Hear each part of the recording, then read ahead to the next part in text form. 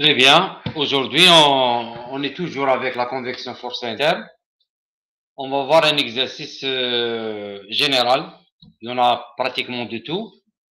Donc, c'est l'exercice 4 qui concerne la convection forcée interne avec la condition de paroi isotherme, le coefficient de convection inconnu, la température de sortie de fluide Tx ou bien Te, elle est inconnue, et aussi l'écoulement non établi. Donc, nous avons ce cas. Vous avez de l'huile qui s'écoule avec une vitesse de 2 mètres par seconde, une vitesse moyenne de 2 mètres par seconde à l'intérieur d'une conduite qui traverse un lac glacé, Icy Lake, 0 degré C, permettant cela qui permet d'avoir ou bien de donner une paroi isotherme de la surface qui est égale à 0 degré C. La longueur de la conduite, elle est de 200 mètres. Très bien. La question, première question, déterminer la température de sortie de l'huile, TE, qui est là. Déterminer aussi le taux de perte de chaleur de l'huile, parce que l'huile qui est dedans, elle va perdre de la chaleur. Et troisième question, déterminer la puissance de la pompe pour vaincre les pertes de pression et assurer l'écoulement. Là, c'est le côté mécanique des fluides. Très bien. Donc, nous allons voir notre stratégie et on va la présenter à titre de rappel de cours. Donc, nous avons l'écoulement de fluide dans une conduite. Donc, automatiquement, il y a deux phénomènes. Il y a un frottement à l'intérieur qui va donner une perte de pression. C'est la partie MDF. Il y a aussi un transfert de chaleur par convection entre le fluide et la paroi. C'est la partie transfert de chaleur. Il est clair que la température de l'huile va diminuer. Elle est inconnue, c'est vrai, mais on est sûr qu'elle va diminuer. Donc, elle est inconnue. On peut la calculer à partir du coefficient H. Le coefficient H lui-même, il est obtenu à partir d'une U7 qui est fonction du nombre de Reynolds et du nombre de Prandtl, dans lesquels les propriétés sont prises à une température moyenne. Donc, qu'est-ce qu'on va faire? Là, on doit se donner une valeur de température moyenne et on va voir, et on va faire des itérations. Dans la stratégie toujours, dans la partie MDF, la perte ou la chute de pression dans la conduite horizontale, delta P, elle dépend du coefficient de frottement lambda ou bien petit f, ça dépend des livres. Il est appelé aussi coefficient de Darcy. Ce lambda, ce f, il est fonction du régime d'écoulement, laminaire ou turbulent, qui est donné par le nombre de Reynolds. Dans le cas laminaire établi, on insiste sur ça, le nombre de Reynolds, c'est-à-dire le nombre de il est inférieur à 2300, là, le coefficient de frottement, coefficient de Darcy, il est égal à 64 sur le nombre de Reynolds. Et dans le cas turbulent établi, au-delà de 4000, il y a même des cas où on arrive à 10 000, on va utiliser la bague de Moody et les corrélations qui vont avec. Comment connaître maintenant que l'écoulement il est établi, fairly developed? On va calculer la longueur d'établissement.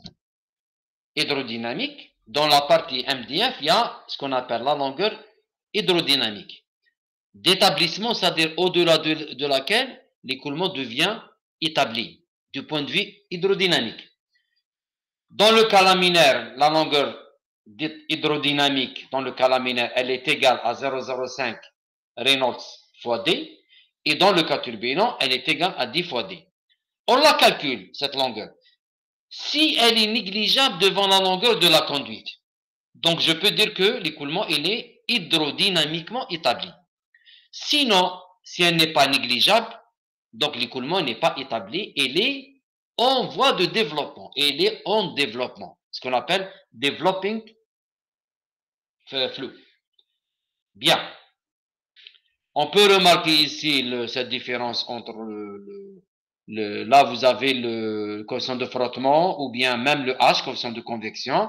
À l'entrée, vous avez des grandes valeurs des deux coefficients.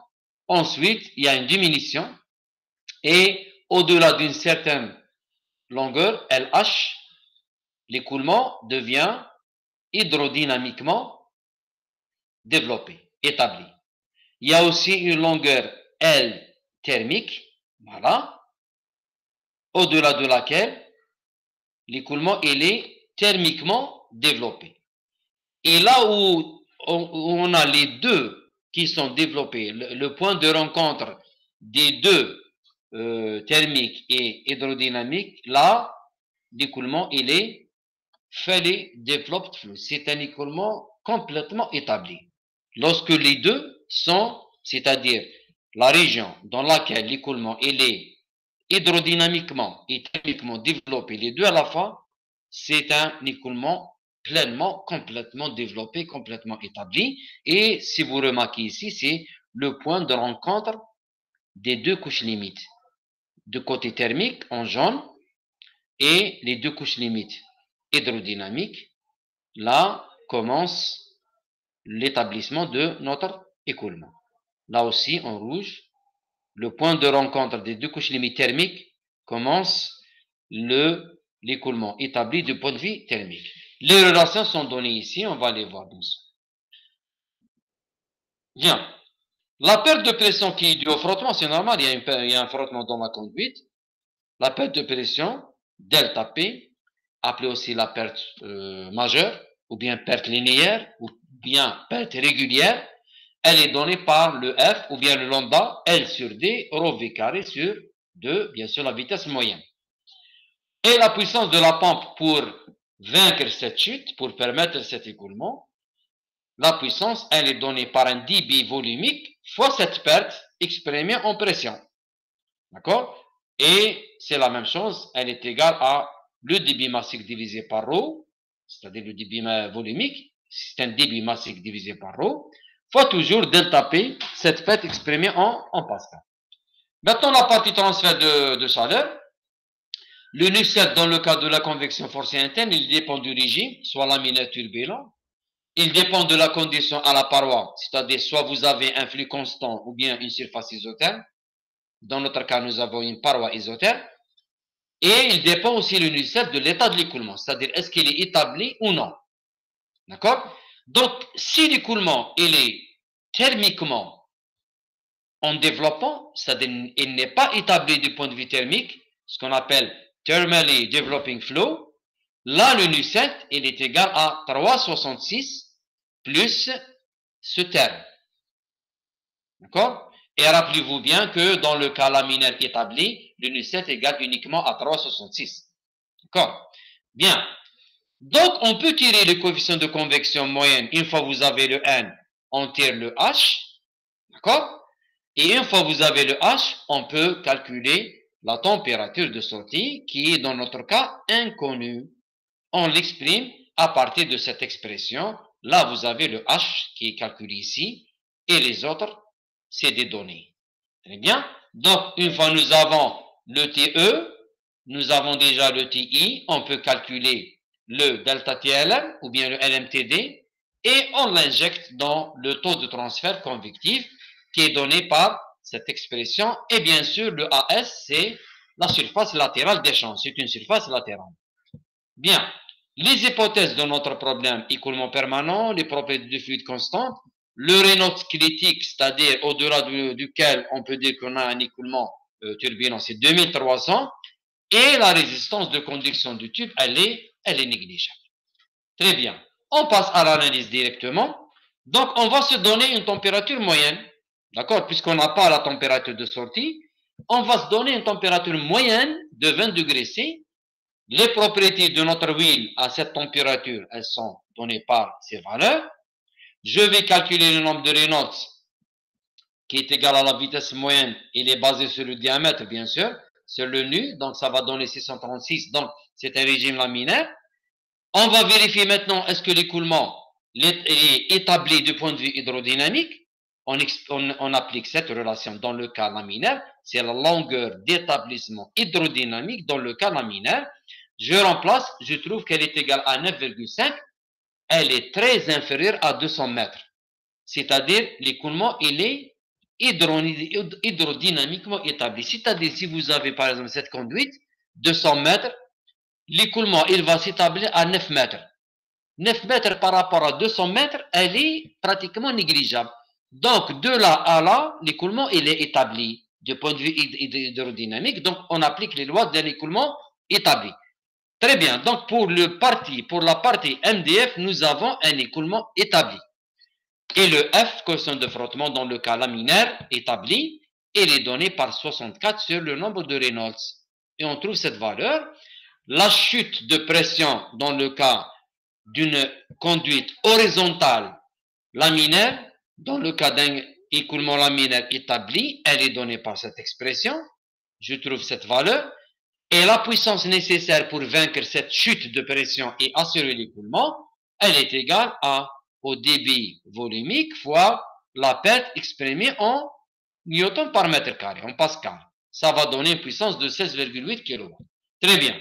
Maintenant, on revient à la partie transfert de chaleur. On va vérifier l'établissement maintenant du point de vue thermique. Donc, LT, dans le cas bien sûr laminaire, LT, elle est égale à cette valeur. Reynolds prendre le diamètre. On trouve cette valeur, elle est importante par rapport à 200 mètres. Donc l'écoulement, il n'est pas thermiquement établi. Il est en développement. Dans ce cas, pour un écoulement en développement, ce qu'on appelle developing flow, le Nusselt, il est donné par la corrélation d'Edwards. Dans le cas d'un écoulement laminaire en développement. Et c'est cette équation qui est là. D'accord? Donc, si c'était laminaire tout court établi, on va appliquer 3,66. Mais, puisqu'il est en développement, et on a dit, dans la courbe, je reviens à la courbe si vous voulez, je reviens à cette courbe, voilà, dans la partie en développement, le H, il est supérieur au cas de la partie turbulente, de la partie établie. D'accord? Donc, ce qu'on a vu ici, dans cette partie qui est là, voilà. Dans le cas laminaire établi, c'est 3,66. Dans le cas d'un écoulement non établi, c'est-à-dire en développement, on ajoute ce terme. Et on trouve un Nusselt de 33,7. Une fois que vous avez le Nusselt, vous tirez le H. Et une fois que vous avez le H, on a déjà la surface latérale et le débit. On tire la température de sortie. D'accord? On trouve cette valeur. Et remarquez bien, cette valeur de sortie qu'on a trouvée, elle permet d'avoir une température moyenne de 19,87. N'oubliez pas que la température d'entrée, elle est égale à 20. Donc 20 plus cette température divisée par 2, ça donne une valeur. Cette valeur, elle n'est pas loin de la valeur qu'on a supposée. Nous, on a supposé une valeur de 20, la valeur moyenne, bien sûr. Donc, elle est pratiquement là. Donc, ce n'est pas la peine de refaire des itérations. Donc, on va garder cette valeur. Donc, nous avons TE, on a déjà TI, on calcule le delta TLM et vous appliquez directement delta TLM, le LMTD en anglais, dans l'équation de la chaleur qui est perdue par l'huile par convection forcée et ça va vous donner une chaleur de 6,11 10 puissance 4 watts. Donc, c'est une perte pour l'huile.